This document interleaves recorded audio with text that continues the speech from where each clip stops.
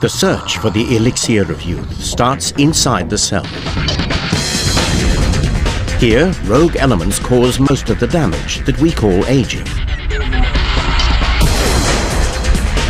If we could reduce this damage, we might slow the seemingly inevitable decline to old age.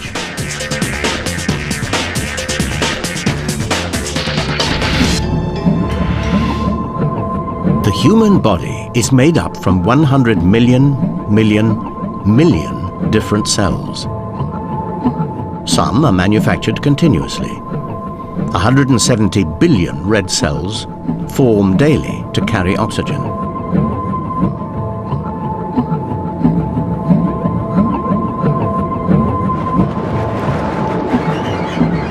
$10 billion white cells form to fight disease. Others, like the cells of the nose and ear, renew themselves so vigorously they just keep on growing all life long. But eventually, something goes wrong. Our cells start to fail. Our skin wrinkles. Our hair grays, and eyesight fades. Is there anything we can do to turn back the clock? Amounts of growth hormone. It helps build muscle and repair tissues. At about the age of 25, levels peak, then start to drop off. By the time we reach old age, our bodies are producing very little. Heat is transformed into life-giving energy. But not all. Some oxygen degrades into particles called free radicals. Released, free radicals can damage any part of any cell in the body.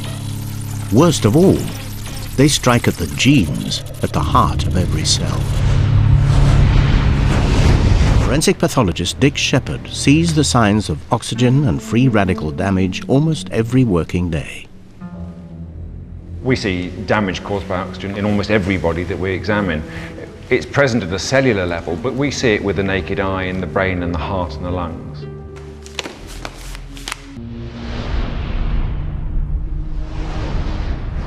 The lungs are the first point at which the atmospheric oxygen reaches into the body. Passes through tiny little spaces that are lined by single layers of cells into the bloodstream.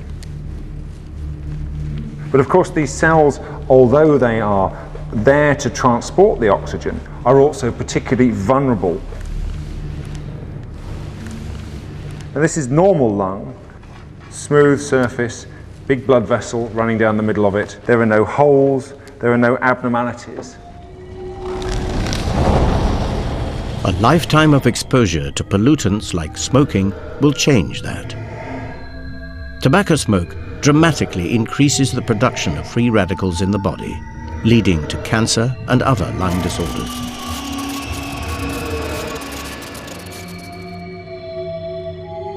In this lung, the damage is obvious. The damage done by free radicals can also be seen in other organs. Cardiovascular disease, that's the disease of the heart and the blood vessels, is the #1 killer throughout the world. As it circulates, blood carries oxygen and free radicals round the body. Over time, they can damage artery walls. Combined with cholesterol, this leads to furring up of important blood vessels. This is the inside of the aorta, the biggest blood vessel of the body. A thin, smooth tube, a perfect vessel for the transport of blood.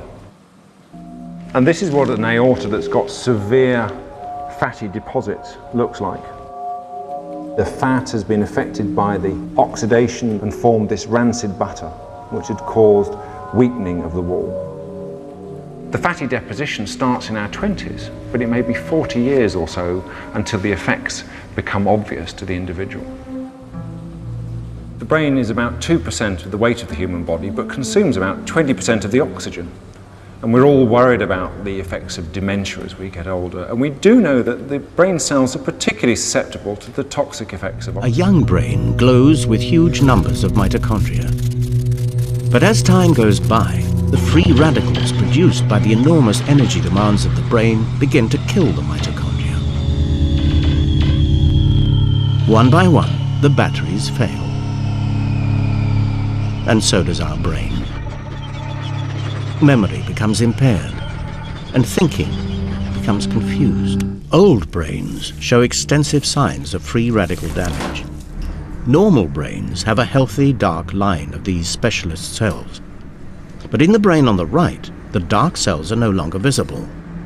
They have been destroyed by the products of oxygen. Given that we know the effects of oxygen, it's not a surprise that we age or we grow old.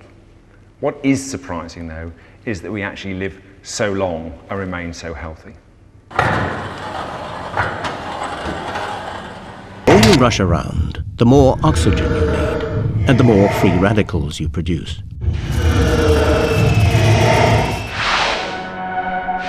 If free radicals are the main reason why we age, then perhaps we should be looking at ways to reduce the amount we produce. That's because fruit and vegetables are the best source of vitamins like A, C, and E. These are so-called antioxidants.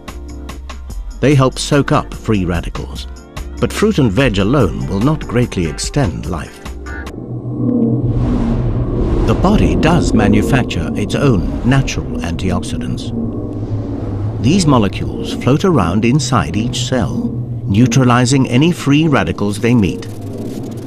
Nonetheless, some free radicals elude capture.